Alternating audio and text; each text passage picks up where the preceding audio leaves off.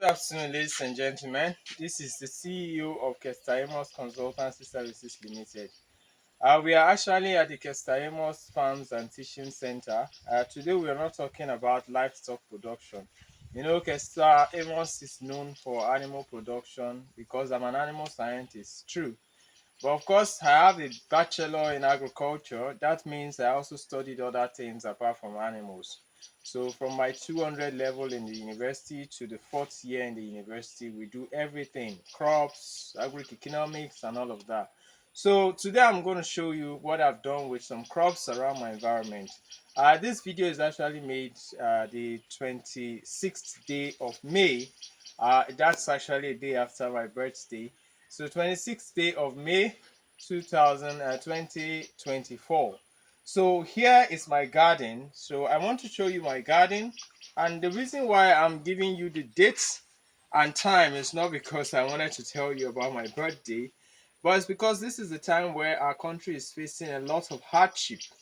Yeah, it's really terrible and difficult to even get uh pepper, tomato, okra, pumpkin leaf, ugu, and all these things have become so very expensive.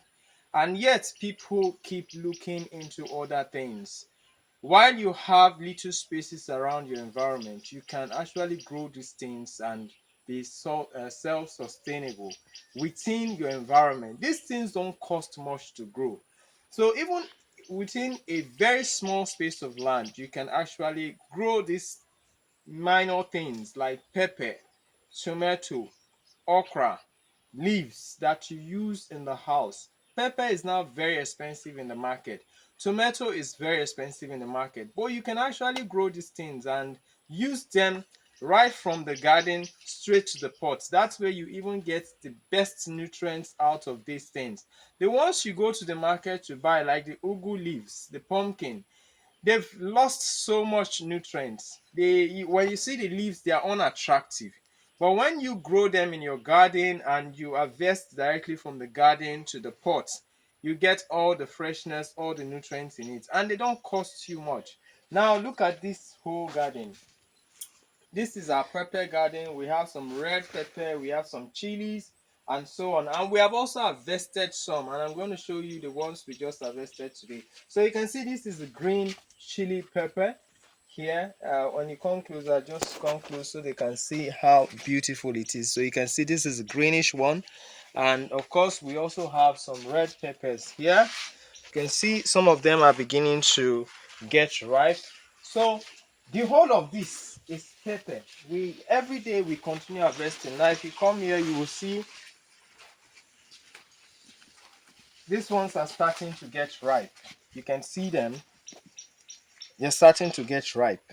So all it takes is just to get 3 4 pepper seed, extract it. You don't even need to get this common commercial breeds. This whole garden you see, I got 3 seeds of pepper from my kitchen and extracted them, nursed them, and this is what we have today. We've been harvesting from here for God knows how long, because for a very long time we've not bought pepper. And I'm also going to show you our tomato farm. Now this is our pumpkin, the ugu leaf, Telifera occidentals as it's known botanically. So this we've been harvesting for, trust me, the past 3 months. It's been here. People, even neighbors, come around to cut because I'm not really a vegetable person except for my wife and kids. So sometimes it outgrows everything. Everywhere just grown. And the IT students on the farm cut them to the house. Neighbors from around come and cut, and yet it keeps growing. It keeps sprouting. And we have a seed down there, a fruit, the pod. So we're going to harvest the pod and regrow again. So you can see that for a good number of months now, we've been harvesting from here. We haven't bought this at all in the market. And also the pepper, since they started fruiting, we have been harvesting from here. We also have okra that we plant. We are going to show you the okra. So you need things like this in your house. Even if you are living in a compound where the whole compound is tiled, we'll show you what to do. So just follow us. See, Now the entire compound, my whole compound, I had to use palm kernel shells on the whole ground. This is the way to the poultry. Of course, this is the layer house. But like I said, we're not talking about livestock production today. So these are the new sets of pepper that we're planting. You can see by the time those ones there are going out, we'll start harvesting from here. So this is pepper. Then here you have the tomato. You can see the tomato has started flowering. So you see, this is tomato, and we're going to harvest a whole lot of tomato from here. Last time we even planted by the wall. I'm going to show you some of our cans where we harvested the tomato from. Those ones we've already harvested, and we're planning to nurse to plant again on the cans. So while these ones are getting set to fruit, so just come closer, you see now they started fruiting. You can see the tomato there is starting to fruit. And this is a space that will be wasting in someone's compound. So what did we do? We just got bags and cut open some mouths in the bags, and after nursing the tomato, we transplanted into the bags, and we have our tomato growing here. We just finished harvesting one set, and this set is beginning to flower and fruit. So before you know it, we won't be buying tomato again. So as these ones are going down, we are also nursing another set.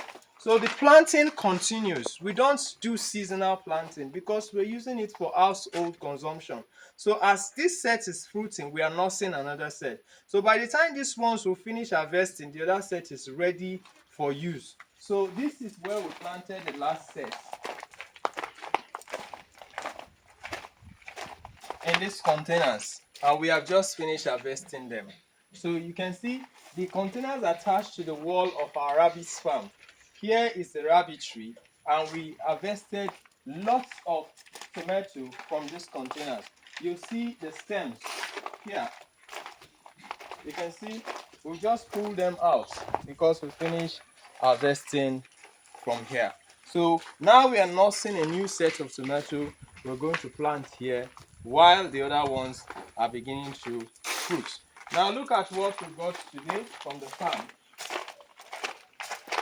This house, of course, within the Kestaimos Teaching Farms and Kestaimos Farms and Teaching Center. So you can see this is what we just harvested, the okra, and this is what we harvested from the garden I just brought you out from. So you can see these are the chilies, and these are some of the red peppers. Now, if you go to the market, you want to buy this quantity of pepper, you spend a whole lot of money to buy this, and trust me, the pepper would not be looking as nice and beautiful as this. So we harvest from here, we take home, and what we cannot use immediately, instead of allowing them to go bad, we give out to our neighbors. So that is the beautiful part about having a farm within your premises. You must not wait to buy a land before you start farming within your premises. So even if you have too much for yourself, what about your neighbors? What about the next household? So it's not compulsory that you must harvest everything you plant within your environment for your own personal use. Give to society. Give to people around you. Why? Because everybody is hungry.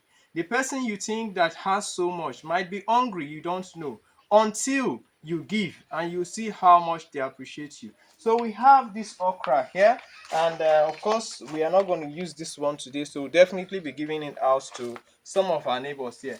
Now, where did we harvest the okra from? Because we've just shown you the tomato and the pepper, so we'll show you where we harvested the okra. Now these are bags. We planted both yam and okra in the same bag. Some they are just yams. You can see all of this, the whole of these yams. You can see how it's flourishing. Now when you come here, you will see the yam is growing here. So this is the yam from this same bag, and we have okra growing in the same bag. And now you can see we've actually plucked so many from here. You see where they bud from. We've already plucked these ones, and this one is still coming up. Now you see this. So we just plucked from this, and this is also growing from another bag where we have yam growing as well. So if you look at the whole of this, all these bags you see here, we have okra and yam growing. And of course, the okra will be harvested before the yam. So after taking off everything that the okra has to offer, we'll pull it out or just cut it off the bag so the yams will continue to grow. And by the time we are done harvesting this, we're already planting somewhere else again to transplant. So this is where we planted yam, planted okra, and you've seen these fruits of the okra that it looks very, very beautiful and healthy. So the whole of this, you can see it's yam and okra. So the okra stops here. We planted them to these spots. You can see them growing together simultaneously with the yam and the bags. So from this part on, down to the extreme is yam. You can see it. And here we have another set of tomato.